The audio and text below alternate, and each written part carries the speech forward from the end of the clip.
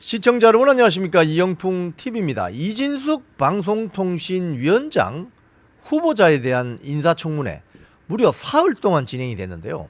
원래 이 방송통신위원장 자리는 장관급이죠. 원래 장관급은 하루 정도 인사청문회를 진행하는 게 관례인데, 물론 법상은 3일까지 할 수 있게 되어 있습니다.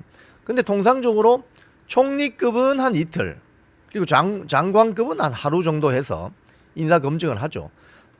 사실 뭐 국회의원들이 국회의원 한 명당 비서를 9명 둘 수 있잖아요. 이 선진국에서는 뭐 생각도 할 수 없는, 상상할 수 없는 비서진입니다. 이런 비서진을 왜 이렇게 많이 두느냐? 인사 검증 같은 거 할 때 취재를 잘해서 완벽한 검증 자료를 만들어라, 뭐 이런 차원에서 비서진을 9명이나 두는 거 아니겠습니까? 그런데 그런 비서진을 9명이나 두고 있는 가령 지금 민주당 국회의원 측 같은 경우 지금 이진숙 후보자에 대한 결정적인 흠결을 못 찾아냈습니다. 결국 사흘 동안. 그래서 이진숙 후보자는 앞으로 대통령이 임명할 가능성이 아주 높아졌는데요. 근데 이 인사청문회 과정에서 너무나도 이 흠집내기, 인신공격, 사상검증, 극우몰이로 점철된 이런 인사청문회는 참 근래 보기 드문 인사청문회였고, 지금 결과적으로 이 국민의힘 의원들 이야기도 이런 겁니다. 국민의힘 과방위 간사인 최영도 의원은 이렇게 이야기했습니다. 체력을 검증하는 청문회다. 이 뭐 사흘 동안 새벽 1~2시까지 그냥 날밤을 새고 또 그 다음날 아침 일찍부터 또 후보자를 앉혀놓고, 저도 2번 정도 참석을 했지만 뒤에서 이진숙 후보자를 바라봤더니 정말 꼿꼿하게 앉아가지고 흔들리지 않는 답변 자세를 보이는 거 보고 참 놀라웠습니다. 왜냐하면 저 같은 경우는 참고인이니까 이렇게 조금씩은 뭐 1시간이나 2시간 사이에 화장실이라든지 밖에 가서 조금 이렇게 스트레칭을 할 수 있는, 잠시 갔다 올 수 있는 시간이라도 있는데, 후보자 같은 경우는 하루 종일 앉아 있어야 되거든요. 대단합니다. 그리고 이상희 국민의힘 의원은 이런 얘기했습니다. 합의한 이틀 동안 알아내지 못하면 검증 실패다. 이 말이 맞죠? 여야가 합의한 그 인사 검증 기간 내에 후보자에 대한 뭐 허점이나 위법한 점을 찾아내지 못하면 그거는 검증 실패라는 겁니다. 자, 그런데 또 이제 다음 달 2일에 또 부릅니다. 과방위 현안 질의 때 이 후보자가 방통위 사무처장, 국장들하고 딱 같이 또 과방위에 출석해야 됩니다. 또 오늘이죠. 7월 27일. 오늘도 대전 MBC 가서 그 쉬는 날인데, 대전 MBC에 가서 지금 이진숙 후보자가 대전 MBC 사장할 때 법인카드 선거 지금 털러 간다고 합니다. 이게 참 우리 국회가 제가 볼 때 참 너무나도 안타깝습니다. 이 인사청문 보고서 채택을 위한 과방위 전체 회의는 29일 열린다고 합니다. 자, 이번에 사실은 이 과방위에서 방송통신위원장 후보 이진숙 씨에 대해서 무려 사흘씩이나 검증을 하고, 이게 국회 방송이나 온 언론 매체를 통해서 보도가 되면서 이진숙이라는 사람이 완전히 국민 영웅으로 떠올랐습니다. 이진숙이 도대체 누구야? 이 궁금증이 많죠. 제가 그 궁금증을 좀 풀어드리겠습니다. 이진숙은 누구인가? 이진숙은 뭐 우리가 알기에 뭐 이라크 전쟁 때 최초로 여성 종군 기자 뭐 이렇게 알려져 있잖아요. 근데 이진숙 씨는 여기 이제 우리가 구글링을 해보면 61년생인데 원래 고향은 경상북도 성주예요. 성주. 그리고 아버지를 따라서 대구시로 이제 이주해서 거기서 초중고 대학까지 나오게 됩니다. 이른바 시골 소녀였어요. 시골 소녀. 초등학교를 대구 남도초등, 뭐 구남중, 신명여고, 경북대 사범대 영어교육학과. 저도 부산에 있는 국립대학인 부산대학을 나왔기 때문에 이 경북대 영어교육학과를 가려면 어느 정도의 학력고사 점수가 되어야 되는지 알 수 있습니다. 뭐냐면 당시 이진숙 후보자가 61년생이니까 저보다 한 9살 많잖아요.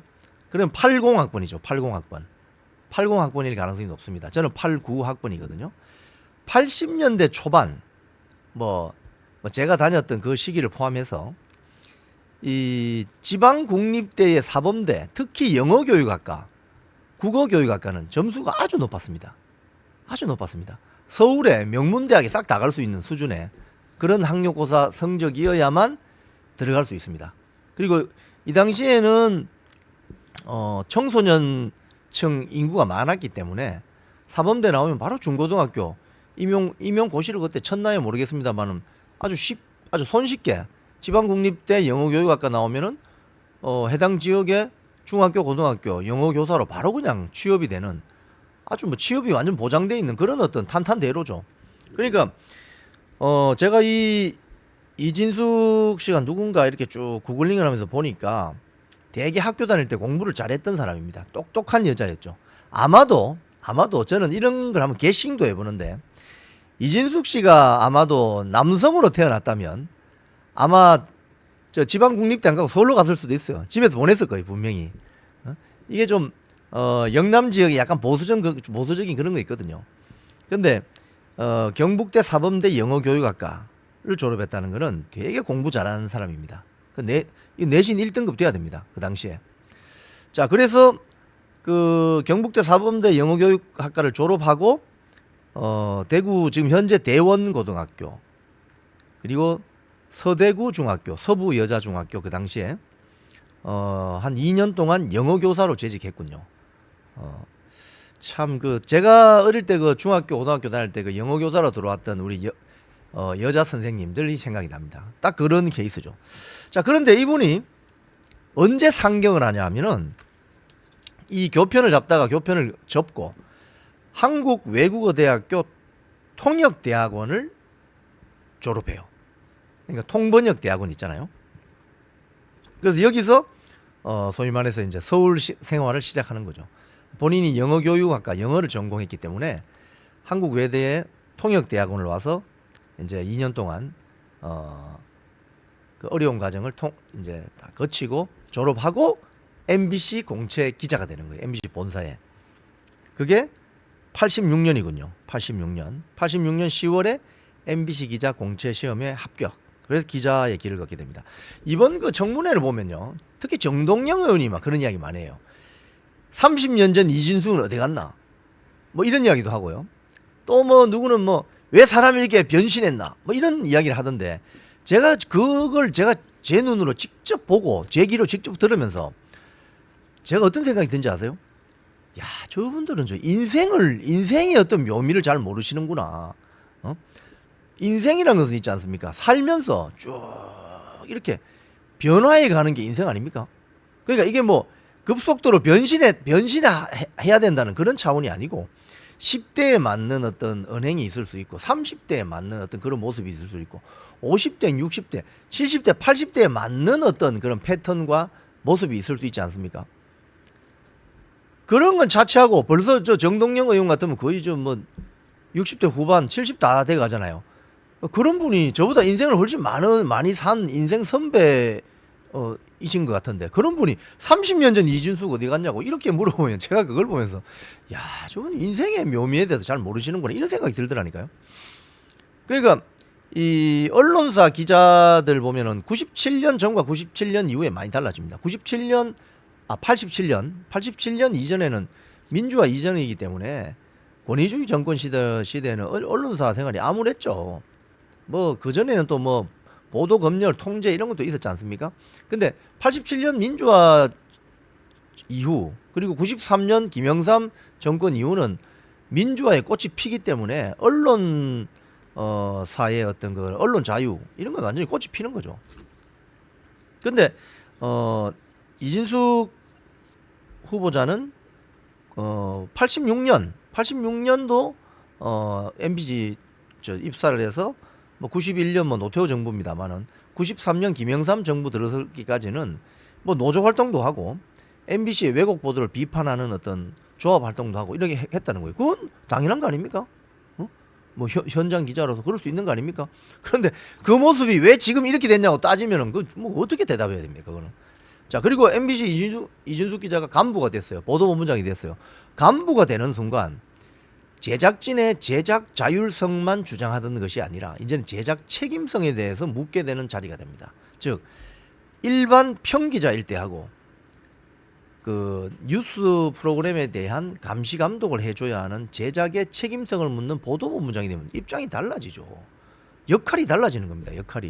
그 역할이 달라져서 자기 역할에 충실했을 뿐이에요. 그런데 이진숙 30년 전 이준숙은 어디 갔냐 이렇게 물어대면 그거 뭐라고 답변해야 되는 겁니까 그거. 말도 안 되는. 그리고 또 MBC를 나오고 나서 또 정치 활동도 해요. 2019년 10월에 4년 전이죠. 2020년 총선 준비하다가 자유한국당 영입인재로 발탁이 됐는데 이렇게 윤석열 대선 캠프에도 언론 통보로 합류하고 뭐 이런 거 뭐 이런 것도 마찬가지 아닙니까? MBC 나왔는데 뭐 자연인의 입장에서 뭐 본인이 정치 활동하는 게 뭐가 흠이 될 수 있습니까?